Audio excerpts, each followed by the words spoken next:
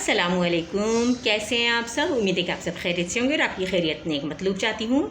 मैं भी आपकी दुआओं से बिल्कुल ठीक ठाक हूँ। आज जो टॉपिक हम आपकी खिदमत में लेकर हाजिर हुए हैं उसका नाम है मेहमान नवाजी। तो चलिए आइए बग़ैर टाइम ज़ाया किए टॉपिक का आगाज़ करते हैं। लेकिन सबसे पहले टॉपिक का आगाज़ करने से पहले मैं आपसे चाहूँगी कि अगर आप मेरे चैनल पर नए हैं तो प्लीज़ चैनल को लाइक करें, सब्सक्राइब करें और अपने फैमिली फ्रेंड्स के साथ ज़्यादा से ज़्यादा इस वीडियो को शेयर करें। और अगर आप मेरे पहले से सब्सक्राइबर हैं तो मैं आपकी तहे दिल से मशकूर हूँ। इस्लाम हमारा बहुत प्यारा दीन है। ये सच्चा दीन हमें हर एक के साथ अच्छा बर्ताव करने का हुक्म देता है। इसीलिए मेहमान नवाजी को भी सुन्नत करार दिया गया है। मेहमान नवाजी का मतलब है मेहमान की खिदमत करना, उसको खाना खिलाना और उसके आने पर खुशी का इजहार करना। मेहमान नवाजी करना सवाब का काम है। घर में जब मेहमान आए तो इनकी खातिर तवज्जो करनी चाहिए और मेहमानों के साथ अच्छी तरह से पेश आना चाहिए। मेहमान अल्लाह की रहमत होते हैं और मेहमान के आने से मेज़बान के गुनाह माफ़ हो जाते हैं। अल्लाह के प्यारे नबी सल्लल्लाहु अलैहि वसल्लम ने इरशाद फरमाया, जब कोई मेहमान किसी के यहाँ आता है तो अपना रिस्क लेकर आता है और जब इसके यहाँ से जाता है तो मेज़बान के गुनाह बख्शे जाने का सबब बनता है। सुभान अल्लाह। एक और मौके पर आप सल्लल्लाहु अलैहि वसल्लम ने इरशाद फरमाया, जो कोई अपने मुसलमान भाई को इसकी पसंद की चीज़ खिलाएगा तो अल्लाह ताला इसके लिए 10 लाख नेकियां लिख देगा और इसके नामे अमाल से 10 लाख बुराइयां मिटा देगा और इसके 10 लाख दर्जे बुलंद कर देगा और इसको 3 जन्नतों यानी फिरदौस, अदन और खुल्द से खाना खिलाएगा।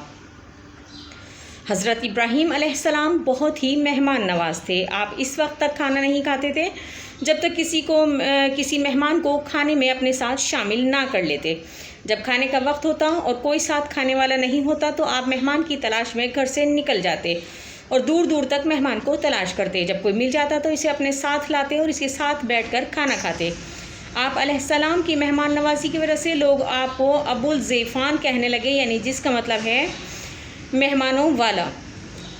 हमारे प्यारे नबी सल्लल्लाहु अलैहि वसल्लम बहुत ही ज़्यादा मेहमान नवाज थे। जब कोई मेहमान आता तो आप सल्लल्लाहु अलैहि वसल्लम इसकी खूब खातिर मदारत करते।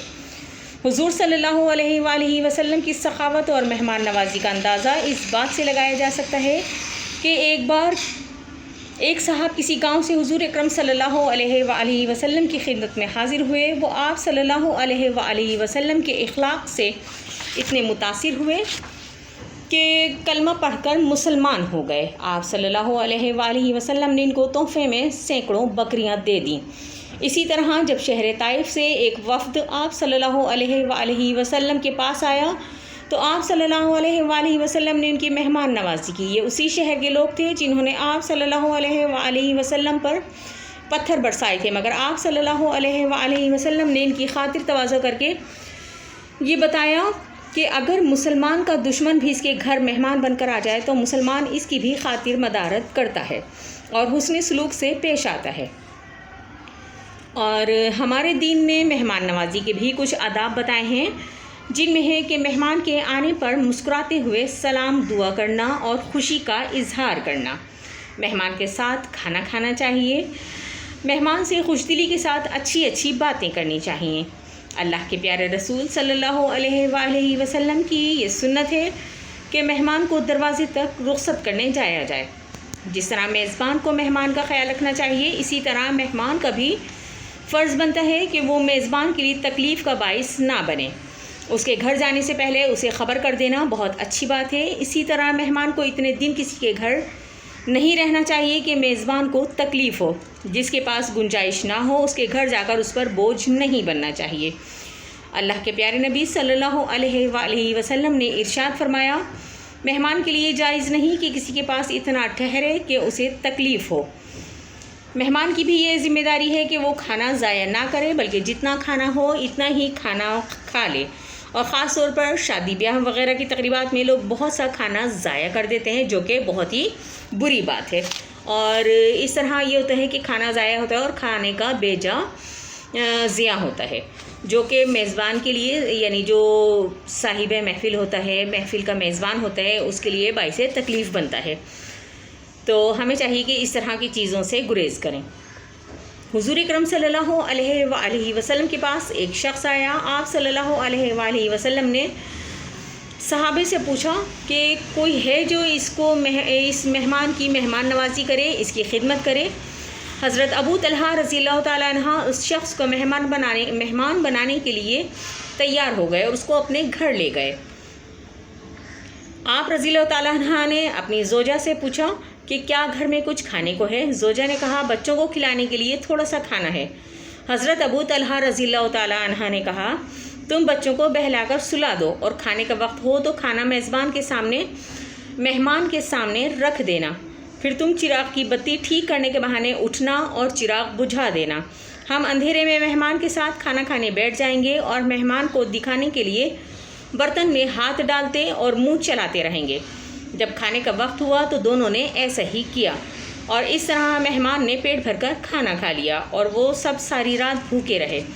دوسرے دن جب حضرت ابو طلحہ رضی اللہ تعالیٰ عنہ حضور اکرم صلی اللہ علیہ وآلہ وسلم کی بارگاہ میں حاضر ہوئے تو اللہ کی عطا سے سب کچھ جاننے والے رسول پاک صلی اللہ علیہ وآلہ وسلم نے فرمایا تمہاری رات کی مہمان نوازی اللہ تعالیٰ کو بہت پسند آئی ہے اور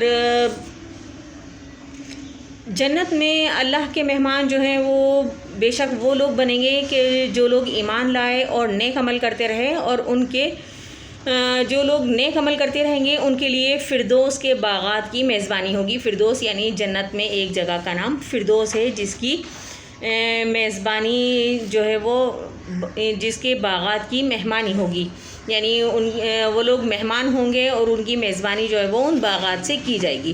تو سبحان اللہ، اللہ تعالیٰ ہم سب کو بھی فردوس کے باغات کی جو ہے وہ مہمان بننا ہمیں قبول فرمائے. اللہ تعالیٰ ہمیں ایسا رتبہ عطا فرمائے کہ ہم سب بھی فردوس کے باغات کے مہمان بنیں، اور اس سے زیادہ پرتکلف کیا دعوت ہوگی. تو ملتے ہیں پھر کسی نیکسٹ ویڈیو میں نئے ٹاپک کے ساتھ، اور امید ہے کہ آج کا ٹاپک آپ کو پسند آیا ہوگا. تو ویڈیو ختم کرنے سے پہلے چلتے چلتے ایک چھوٹی سی اچھی بات کہ جس زمین پر بارش نہ ہو، جس زمین پر بارشیں نہ ہوں اس زمین پر فصلیں برباد ہو جاتی ہیں، اور جس گھر میں دین نہ ہو وہاں پر نسلیں برباد ہو جاتی ہیں. تو ملتے ہیں پھر کسی نیکسٹ ویڈیو میں نئے ٹاپک کے ساتھ. تب تک کے لیے مجھے دیجیے اجازت، لیکن اپنا اور اپنے پیاروں کا ڈھیر سارا خیال رکھیے گا اور مجھے دیجیے اجازت. اللہ حافظ.